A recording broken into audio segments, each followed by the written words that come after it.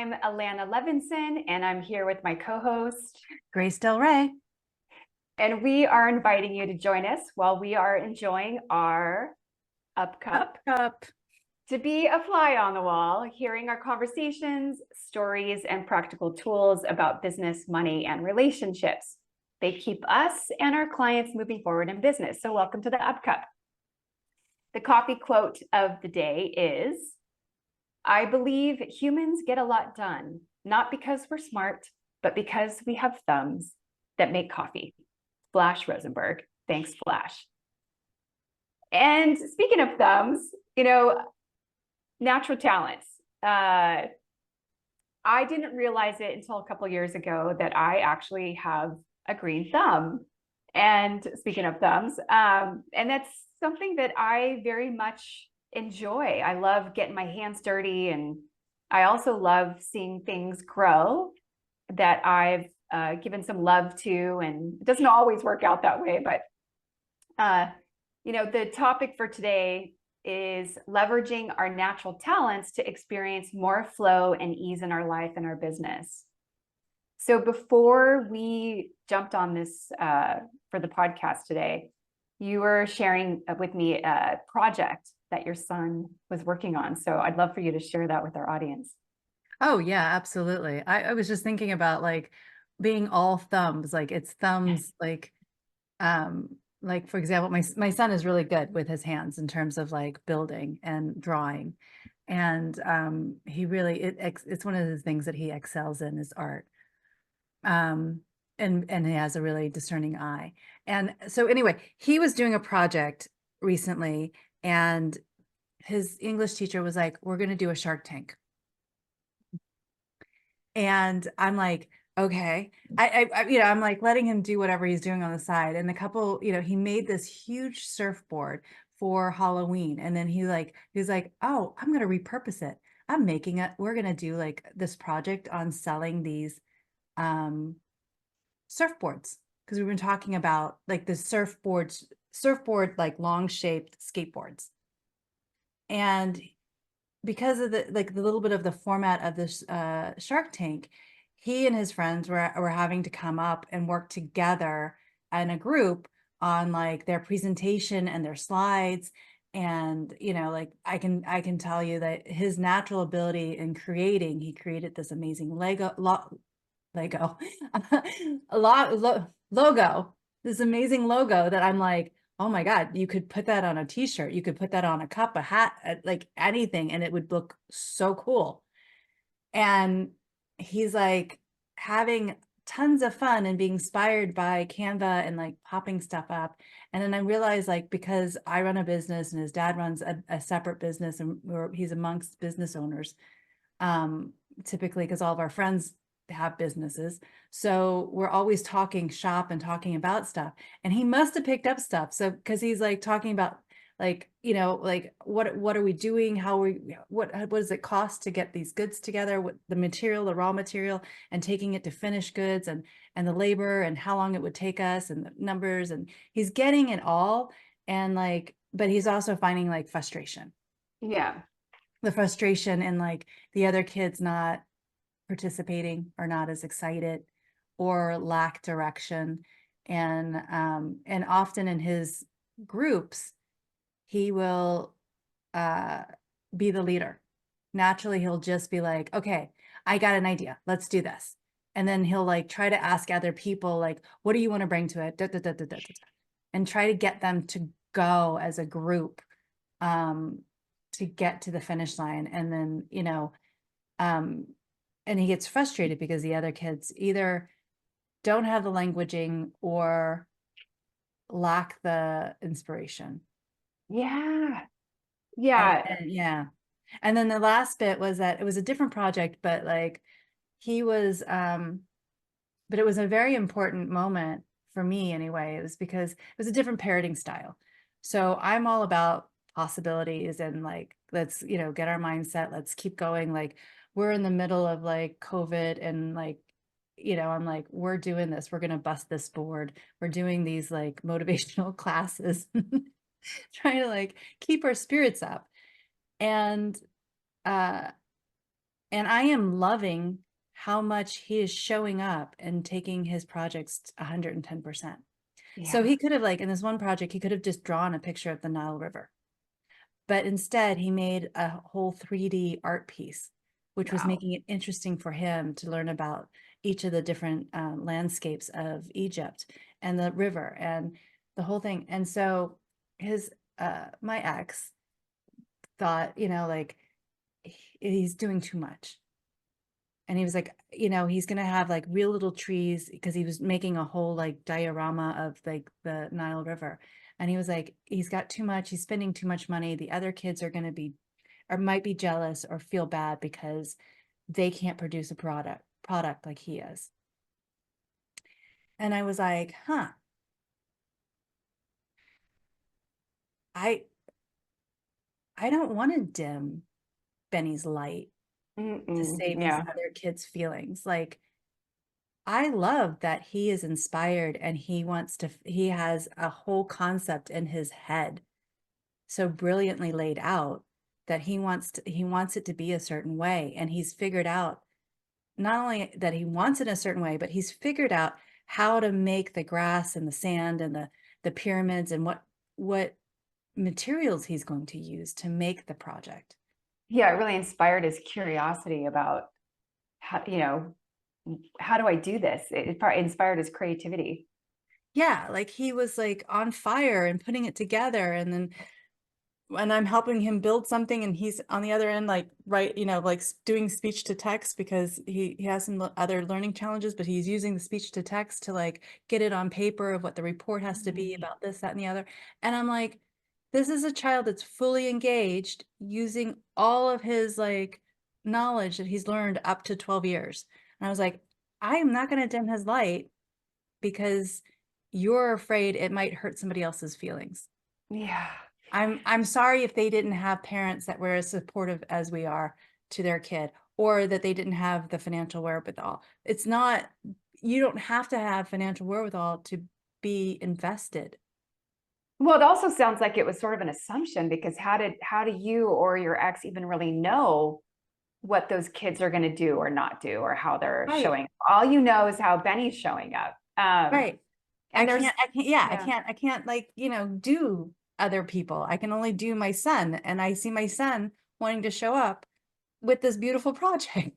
And you want to encourage that, inspire that. There's so much that you share. That this is why I wanted you to share this with the audience, because there's so much about this in terms of natural talents, experiencing that flow and ease, and being a certified heart math facilitator.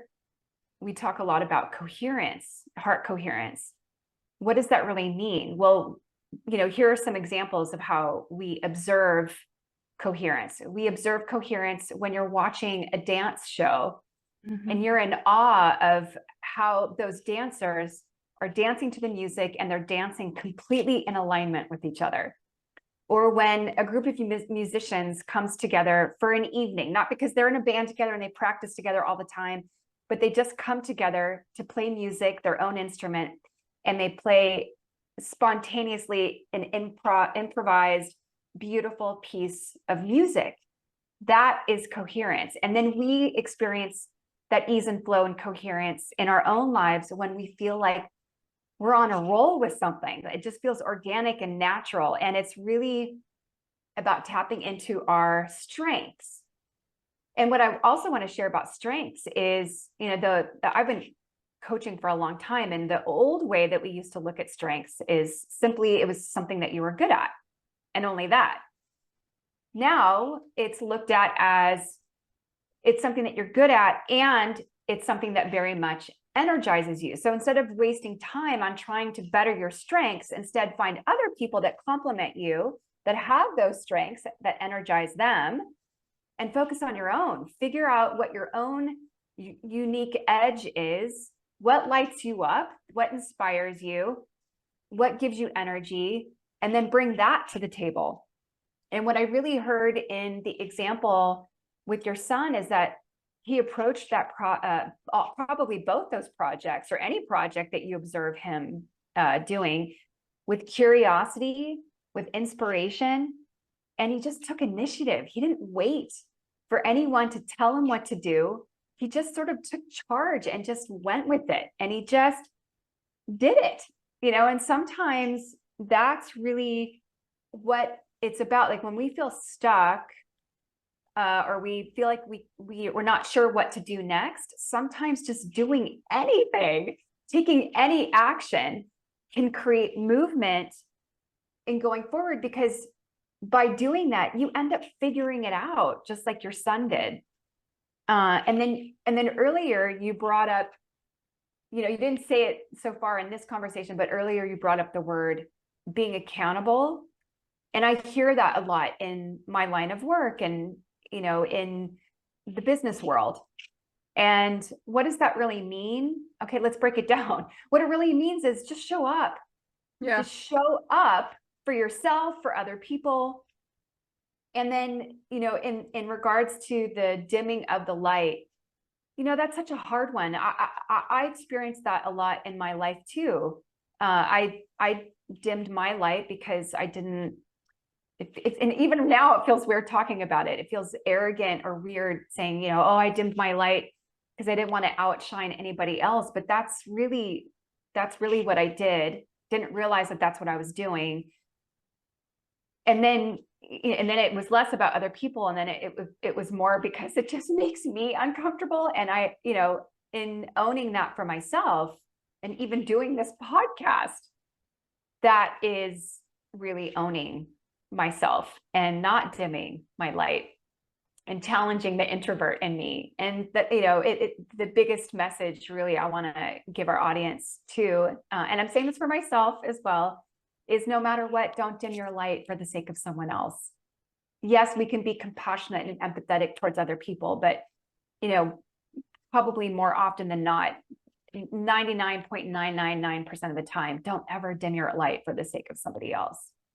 Yeah, you're not doing anybody any favors by No. dimming your light. And in fact, you're being a disservice, because then you're not fully engaged and fully alive and bringing your natural talents to the foreground. I think that's the thing. Like, I like what they're doing at his school, in that it gives him an idea of like, what's it like to work in the real world. In the real world, we are always working in relationships with other people. Yeah. And And we're there's having project teams, right? There's Yeah. in the corporate world and tech, I mean, Yeah, or like, manufacturing, Yeah. Yeah, when I get a report done, I have to like pull from this department and that department, this other department, and pull all the information together to produce this piece of paper that quantifies what the company does. And when you have to like pull all the pieces together, an astounding amount of people have done a lot of work getting this done, and it's all these different layers that we have to work together to make the company grow and go forward, whether it's a nonprofit or a corporation or a mom and pop little shop. It's all these pieces that have to come together, and you have to work cohesively in a relationship where people are being accountable and showing up. Yeah. Yeah. And like learning how to like ask for help, like, and learning how to delegate. Like that's where Benny's at right now, is we're learning how is he going to learn to go, this is what we can do. If he's the one that spearheads the idea, then how does he work with the other kids in a means that inspires them to add their brilliance to the pile? Absolutely. And that's him showing up as a leader with his project team, with these other kids, these other students. And going back to the topic at hand of leveraging our natural talents and experiencing that ease and flow, who's to say that Benny experiences that ease and flow in his natural talent of, drawing out the brilliance of other kids? And so if he was to dim his light in this project, God, what would that do for the other kids? Or if there's another kid that showed up, with the same brightness, it's not about competing at all. It's their brightness would combine and talk about a really powerful group of people, young people coming together to learn from each other and creating something from nothing. Right. And learning how to go, I'm going to add on, we're going to add on, it's the yes game. Like, how do we keep adding on to this innovation? Yes, and yeah. Yes. Yeah. And I think that that's the thing, like, oh my God, if we had learned that way back when in the beginning, how much Right. easier is our road going forward? But you learn it when you learn it. Yeah. What does But it make you think in talking about all this? What does it make you think about in reference to your business and what you do? And remind our audience what it is that you do for companies. Thank you. I am a business growth strategist, so I'm constantly looking at the business from the background of it, from the core, from their financials, and understanding from all the different pieces when they come in, what does it mean and how did we get here and what's working and what's not working, and then trying to find the solution with the client and using the client and what they already know is working, what they know that's not working, and then where's that bridge to like gap it from the not working to working bridge. And it's like, it's one of those experiences with watching young kids kind of work together in a community. It's also realizing like that's what I'm doing, but I don't know it. Mm. I know it, but I don't know. I'm not really like conscious of like, I'm just trying to solve the problem. I'm a problem solver. I'm going to go solve the problem. And now when I'm looking at him, I'm like watching the bigger, like, watching from a microscope or a petri dish or microscope, whatever. I'm watching it, observing it. And I'm like realizing like, this is what happens in life. Oh my God, if you can learn those skills that we have to learn when you're actually making a business, if you learn it here in middle school and in high school and refine it, oh my God, how much of a powerhouse could you be in the world when you go Yes. out there?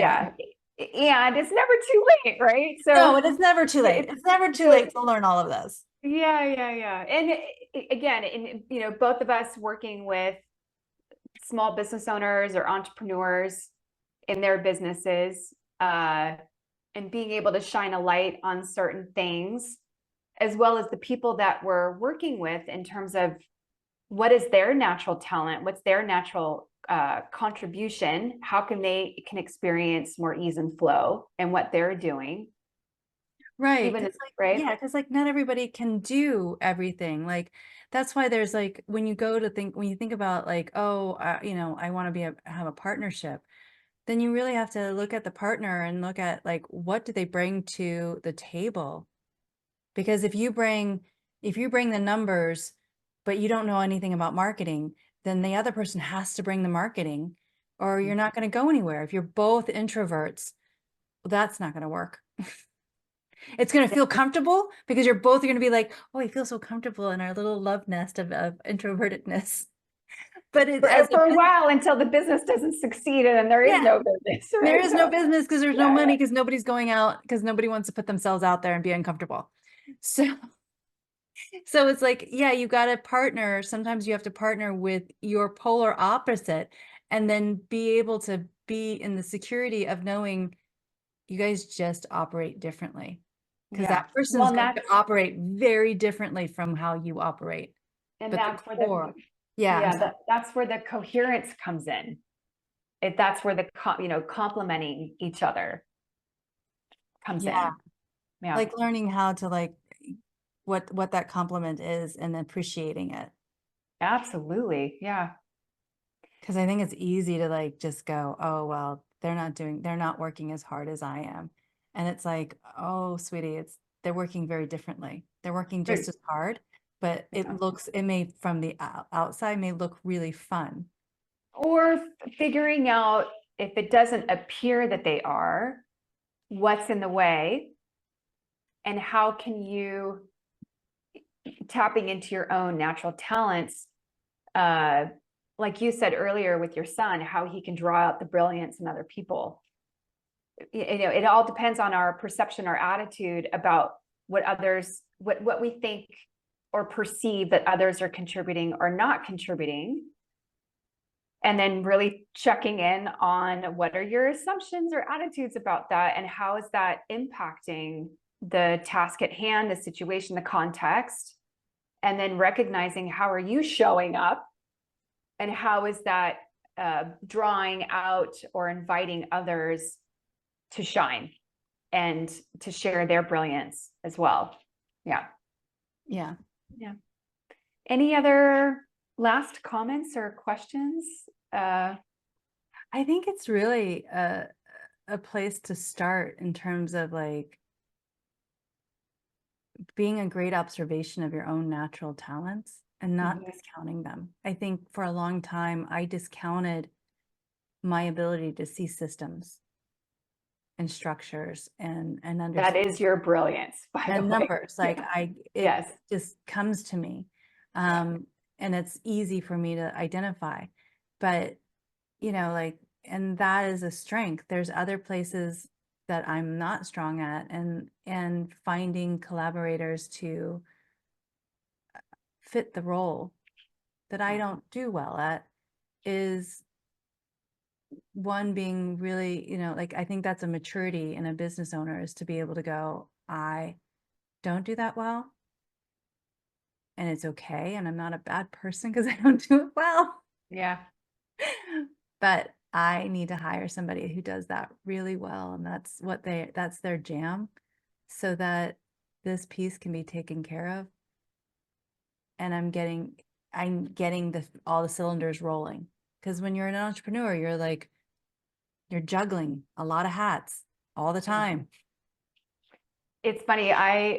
One of my favorite conversations to have with people is helping them recognize what are their strengths, what is your unique edge, how is that being utilized today, and how can you leverage it more? And then, you know, like you brought up delegating, working with other people. What does that look like, whether it's at the company they're working at or the company that they're running, and how they can delegate and tap into the strengths of other people.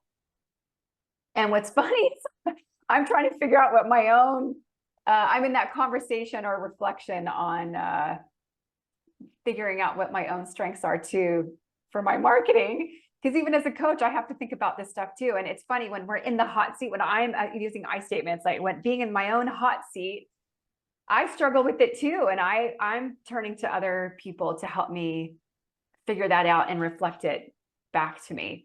So it's helpful to have somebody else, you know, like a business strategist, to help you figure out what's going on in your business, or a coach. Yeah. I mean, that's what I love about you, is that you're really great at going, okay, let's look at this. Yeah. This is not something to ignore. Yeah. Yeah. It's nothing. Look at this. Like, This came up. Yeah. It came up a couple times now. Let's Yeah. address. Yes. I do. I see that pattern, but that's probably another podcast. Right. Yeah. So I love it. And any last comments about the topic for today?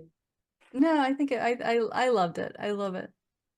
Well, thank you for sharing the story about Benny. I loved hearing about it. I hope our audience did too. And I hope our audience got something out of, you know, what we've talked about today in terms of your natural talents, your strengths, taking initiative, not waiting for somebody to tell you what to do. Just do something. Just show up for yourself or for a team, and see what comes out of that. And in that, you are allowing your light to shine bright. So thank you for joining us for this episode of the Up Cup for today, and we look forward to seeing you next time.